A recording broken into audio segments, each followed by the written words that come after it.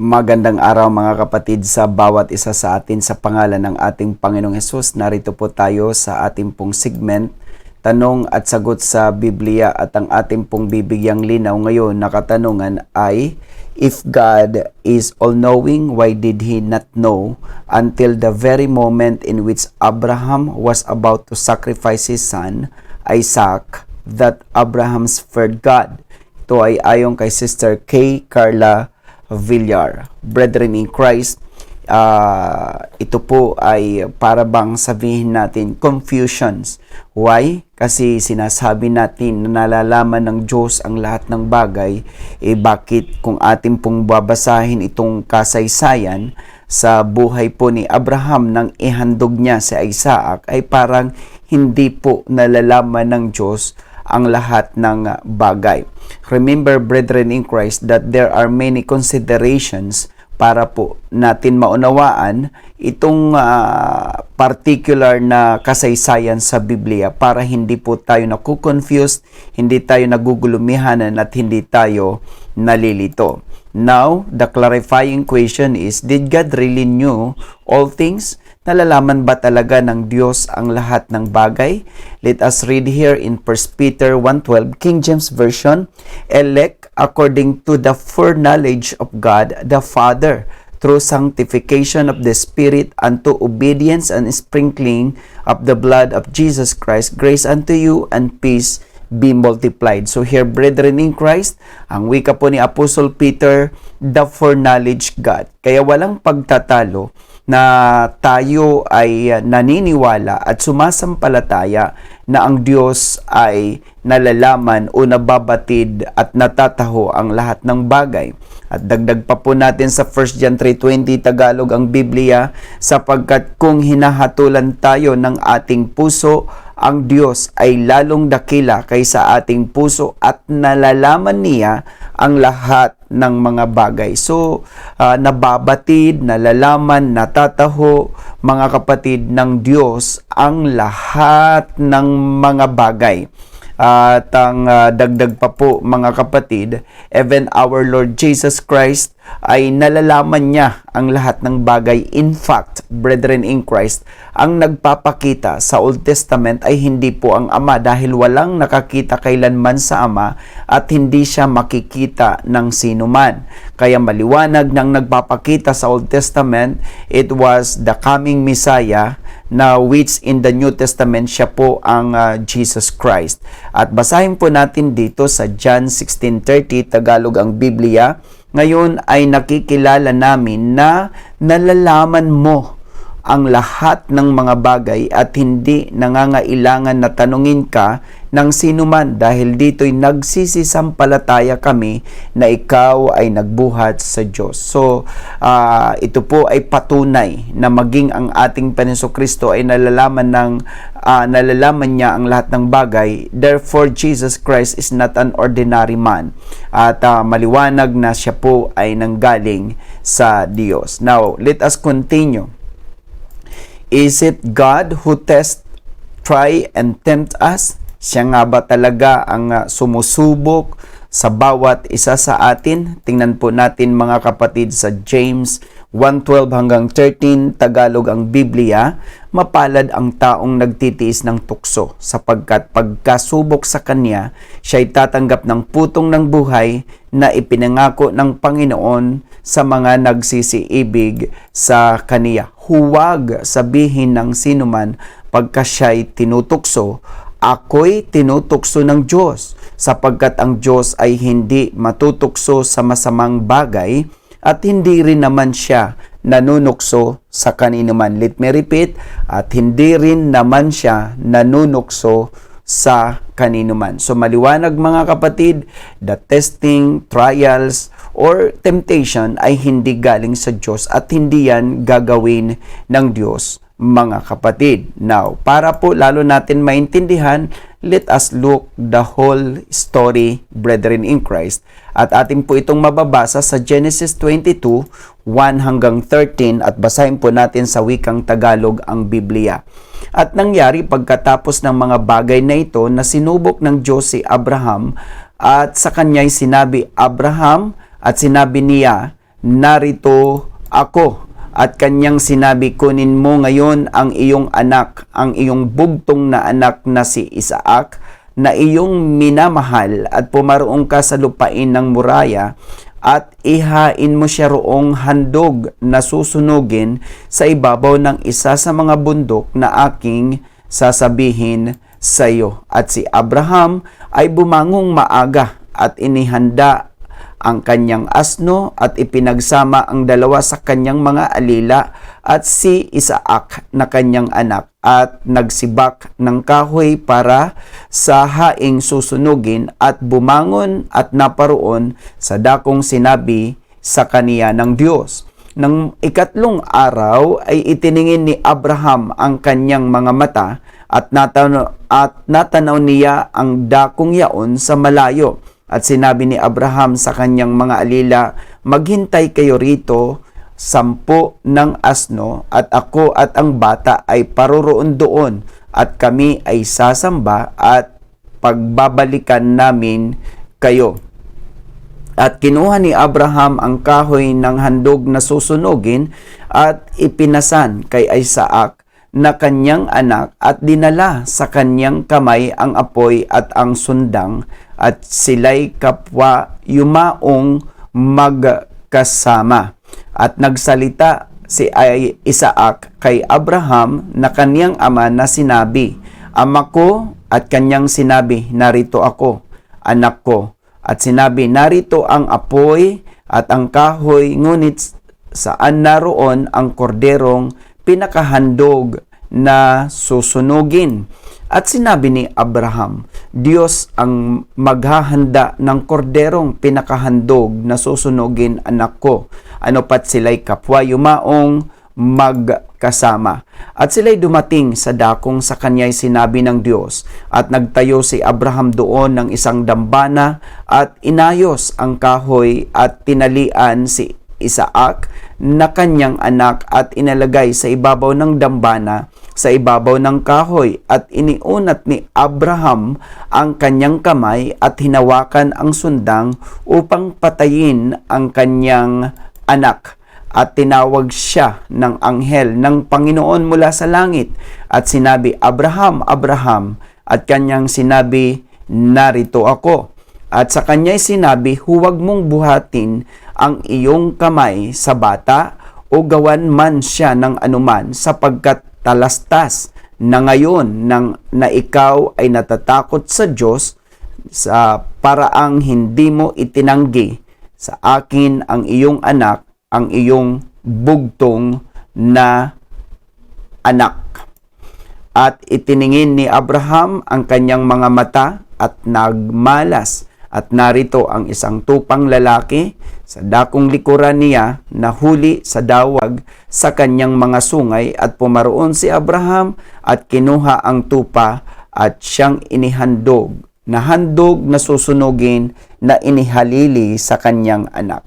So ito po ang buong kasaysayan, mga kapatid, ng paghahandog ni Abraham sa kanyang anak na si Isaac. At ang wika nga naman, mga kapatid, sa verse 1, basahin po natin sa ESV translation, and it came to pass after these things that God did prove Abraham, and God said unto him, Abraham, and he said, Here I am. So, mga kapatid, ang tamang salitang ginamit ay yung prove, mga kapatid, o pinatunayan ng Diyos, o patutunayan ng Diyos, dahil ang Hebrew word na ginamit, mga kapatid, the word temp na ginamit sa ibang translation, sa Hebrew word, Brethren in Christ 52-54 ay nasa, which means to prove, brethren in Christ. Not to test, not to try, but to prove, brethren in Christ.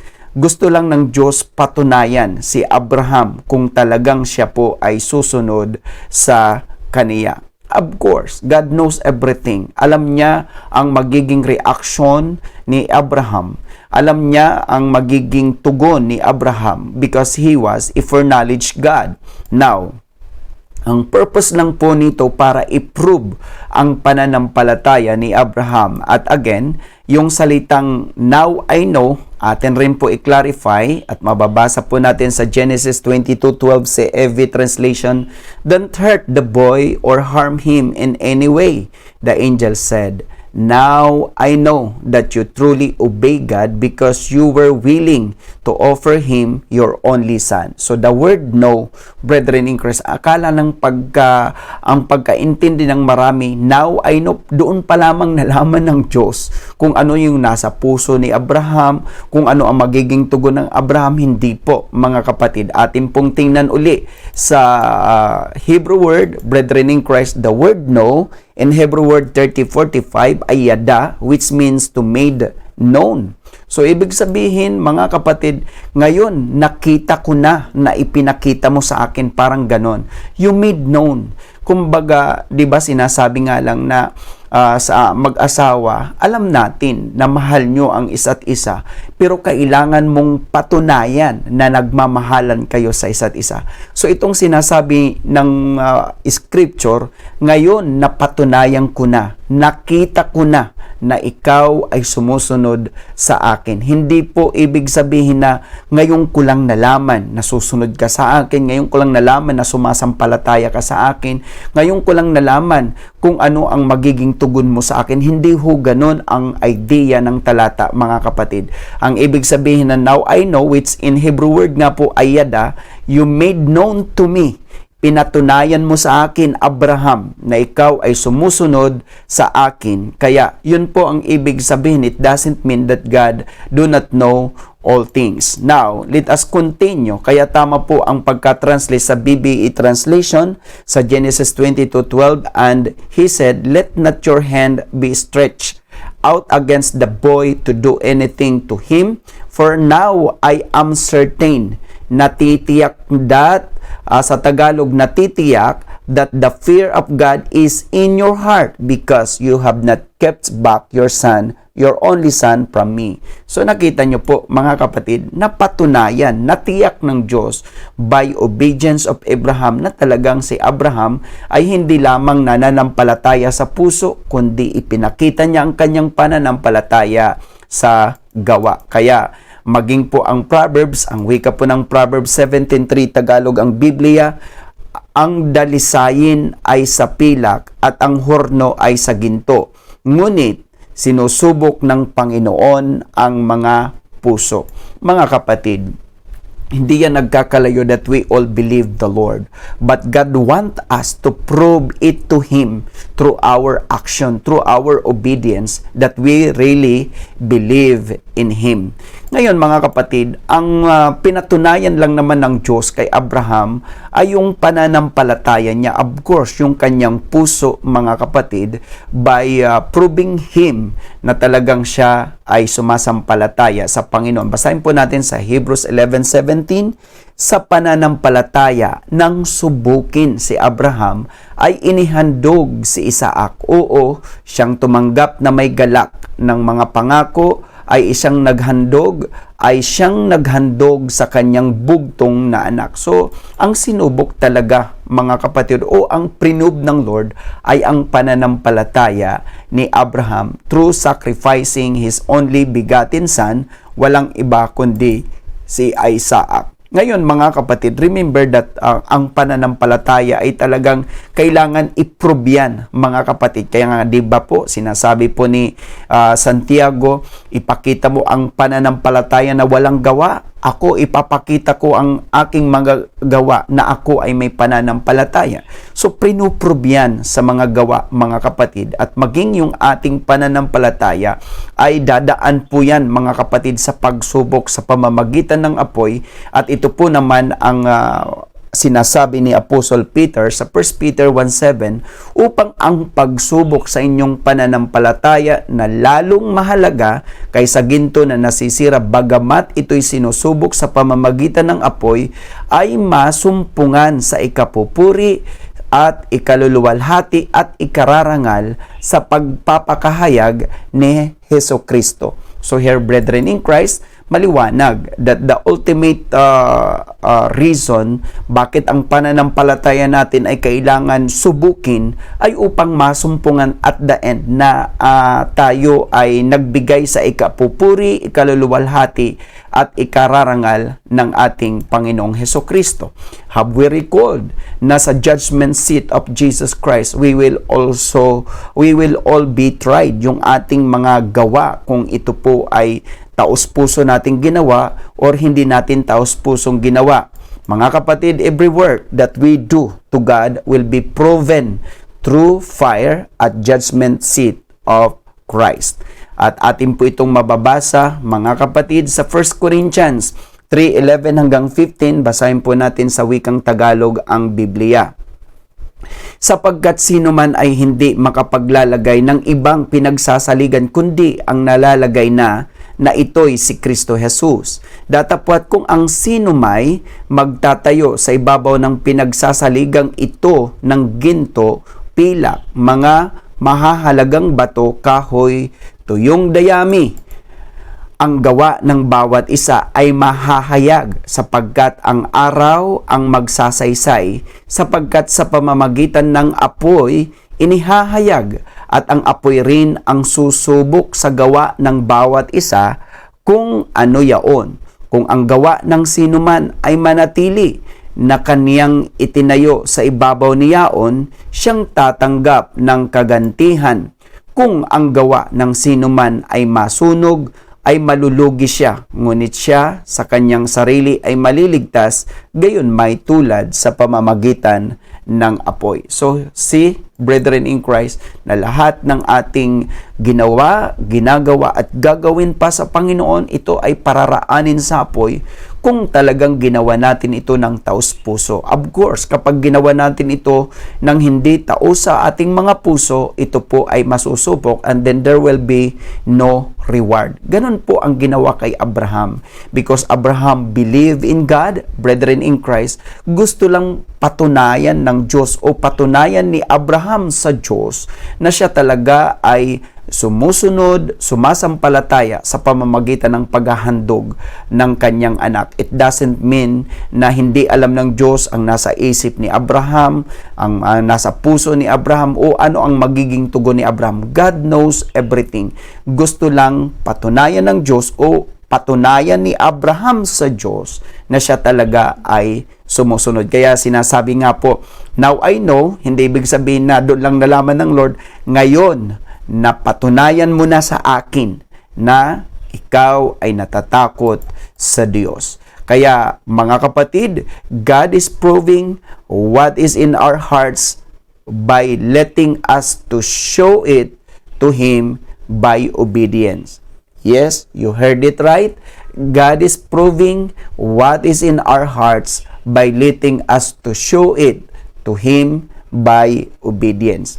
Kaya mga kapatid, ganun po ang ginawa ni Abraham at gayon din po ang dapat nating gawin. If we really love the Lord, patunayan natin sa ating mga gawa. If we really believe God, patunayan natin sa ating mga gawa. Kasi maging po si Apostle John, huwag tayong magsiibig sa salita, kundi magsiibig tayo sa gawa. Action speaks louder than words, brethren in Christ. And of course, I hope that I answered the question. If God is all-knowing, why did He not know until the very moment in which Abraham was about to sacrifice his son Isaac that Abraham feared God? Ito ay ayon kay Sister K. Carla Villar. Brethren in Christ, our answer is God is proving what is in our hearts by letting us show it to Him by obedience. God is a foreknowledge God. He knows everything. Ginagawa lang po minsan sa bawat mananampalataya, sa bawat anak ng Diyos, sa bawat Kristiyano at sa bawat born again na ating patunayan ang ating pagsunod, ang ating pananampalataya na tayo ay natatakot sa Diyos. Show it in action, not in words, brethren in Christ. If ever na tayo po ay may mga clarifying question, follow-up question, or other question, don't hesitate to comment your question, brethren in Christ, para sa mga susunod nating pagtatalakay ay bibigyan po natin ng kasagutan anuman ang inyong magiging katanungan hinggil sa banal na kasulatan. Mga kapatid, maraming salamat sa inyo pong oras, sa inyong pakikinig at panunood. Naway patuloy tayong pagpalain ng Panginoon.